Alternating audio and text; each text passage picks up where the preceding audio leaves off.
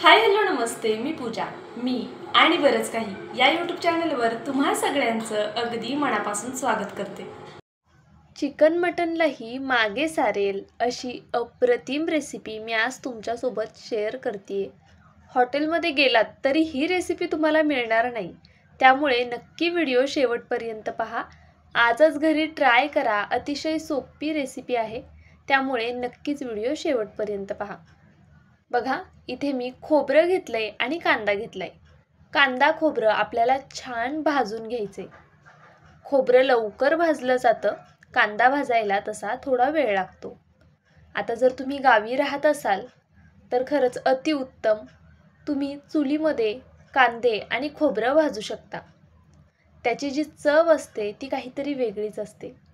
पण आता सिटीमध्ये असल्यावर आपल्याला चूल अवेलेबल होत नाही, त्यामुळे मग कधी कधी जर गावची आठवण आली तर अशा पद्धतीने गॅसवरच वाटण तुम्ही भाजू शकता. बघा, मी इथे आलटून पालटून कांदा सगळ्या साईडनी व्यवस्थित भाजून घेते. कांदा भाजायला फारसा वेळ लागत नाही. हार्डली 2 मिनिटामध्ये आपला कांदा व्यवस्थित भाजला जातो आणि खोबरं म्हणाल तर 1 मिनिटाच्या आतमध्ये खोबरं भाजून तयार होतं. बघा, इथे कांदा आणि खोबरं दोन्ही मी भाजून घेतले आहेत. वाटणासाठी इतर काही जिन्नस घेतलेत ते पुढे दाखवते. बरं, हे वाटण तुम्ही कोणकोणत्या भाज्यांसाठी वापरू शकता ते सुद्धा सांगणार आहे. त्यापूर्वी आपण इथे बघा कांदा भाजून घेतला होता ना, तो चिरून घेऊया. अशा पद्धतीने कांदा जरा चिरून घेतला ना की मिक्सरमध्ये वाटायला सोपा पडतो. इथे मी 2 कांद्यांचा वापर केलाय आणि थोडं खोबरं घेतलंय. ही भाजी मी 3 जणांसाठी करतेय. बरं, भातासोबत आणि भाकरीसोबत होईल अशा पद्धतीने करतेय. हे यासाठी सांगितलं म्हणजे तुम्हाला किती भाजी करायची आहे किंवा किती कालवण करायचे त्यानुसार तुम्ही वाटण काढू शकता. बघा, इथे मी कांदा अशा पद्धतीने कट करून घेतलाय जरा बारीक फोडिंगमध्ये. त्याचबरोबर आपण खोबरं सुद्धा चिरून घेऊया. ह्याचं जे काळं वगैरे आहे ना ते काढायची गरज नाहीये, असंच आपण चिरून घेणार आहोत. जर तुम्हाला तरीही नको असेल तर जो जळालेला भाग आहे तो तुम्ही काढून टाकू शकता. तर बघा, अगदी सहज खोबरं चिरलं जातं असं भाजून घेतलं की. इथे मी संपूर्ण खोबरं सुद्धा चिरून घेतलं. आता वाटणामध्ये बघा मी इथे कोथिंबीर घेतली आहे. त्याचबरोबर अद्रक आणि लसूण सुद्धा घेतले. त्यानंतर ना आपल्याला यामध्ये कांदा घालून घ्यायचा आणि खोबरं घालून घ्यायचं. आता बघा, थोडं थोडं पाणी घालून मी हे वाटण छान असं वाटून घेणार आहे. वाटण वाटताना एक काळजी घ्यायची की आपण वाटण जेवढं बारीक वाटू ना तेवढी आपली भाजी छान चवदार होणार आहे. त्यामुळे वाटण छान बारीक वाटायचं आणि पाणी कमी घालायचं वाटताना. बघा, वाटण वाटून झाले. आता इथे मी रात्रभर भिजत ठेवले होते हे काळे वाटाणे. या काळ्या वाटाण्यांची आज मी तुम्हाला भाजी दाखवतेय. याऐवजी तुम्ही काय काय वापरू शकता ते सुद्धा सांगते. कोणत्याही प्रकारचे कडधान्य असू द्या, त्यासाठी तुम्ही हे वाटण काढू शकता. मटकीसाठी एवढं खास वाटणार नाही हे वाटण, पण इतर कडधान्यांसाठी तुम्ही नक्कीच हे वाटण काढू शकता. त्याचबरोबर चिकन, मटण किंवा अंडी या भाज्यांना सुद्धा तुम्ही हे वाटण काढू शकता. बटाट्यासाठी सुद्धा आरामात हे वाटण काढू शकता. इथे बघा, हे वाटाणे मी 2-3 पाण्याने आधी धुवून घेतले. त्यामध्ये पाणी घातलं आणि मीठ घातलं. 3 शिट्ट्या करून छान असा वाटाणा शिजवून घेतलेला आहे. वाटाणा मी आधी 5-6 तास पाण्यात भिजत ठेवला होता बरं का. त्यानंतरनं कुकरला लावलाय म्हणजे छान मऊसूद असा शिजला जातो. तर बघा, हे पाणी जे आहे ना वरचं ते मी फेकून देणार नाहीये. यामध्ये भरपूर प्रमाणामध्ये प्रोटीन असतं आणि या पाण्याला एक स्वतःची चव सुद्धा असते, त्यामुळे ते फेकून द्यायचं नाही. चला फोडणी करूया. तेल गरम झालं की तेलामध्ये कढीपत्ता टाकला. मसाल्यांमध्ये बघा धना पावडर, हळद, लाल तिखट, बेडगी मिरची पावडर आणि मटण मसाला. बेसिक मसाले घेतले आहेत, जास्तीचे मसाले घालण्याची गरज नाही.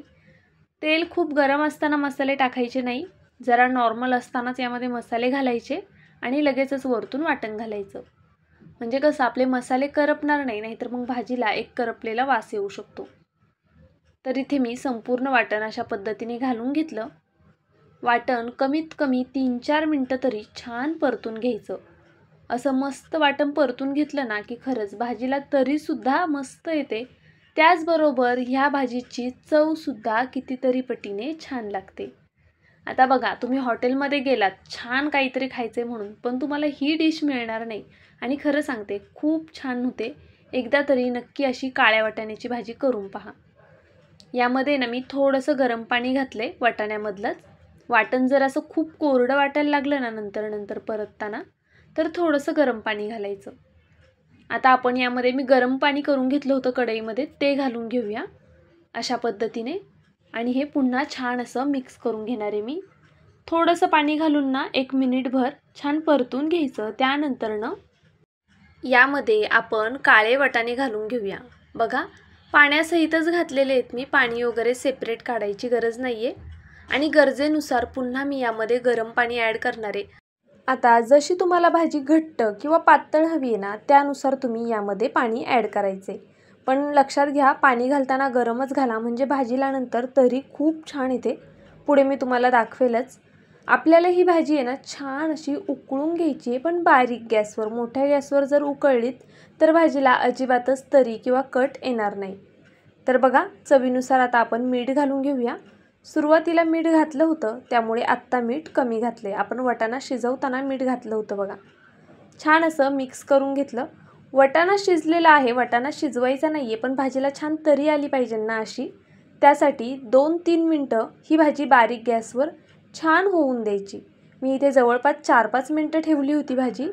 आणि बघा, मस्त अशी तरी आलेली आहे आणि दाटसर भाजी झालेली आहे आपली. भाकरीसोबत, भातासोबत कमाल लागते. जर यापूर्वी तुम्ही कधी केली नसेल तर नक्की एकदा करून पहा. आणि जर चॅनलवरती नवीन असाल तर प्लीज सबस्क्राईब करा. व्हिडिओ इथपर्यंत पाहिला आहे, थोडा जरी आवडला असेल तर व्हिडिओला लाईक करा. व्हिडिओ कुठून पाहताय ते सुद्धा मला कमेंट बॉक्समध्ये नक्कीच कळवा.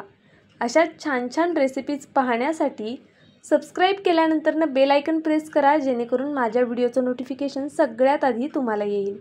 बरं चला, माझा व्हिडिओ संपूर्ण पाहिलात त्याबद्दल मनापासून धन्यवाद. उद्या भेटूया असाच एक छानसा व्हिडिओ घेऊन. तोपर्यंत बाय.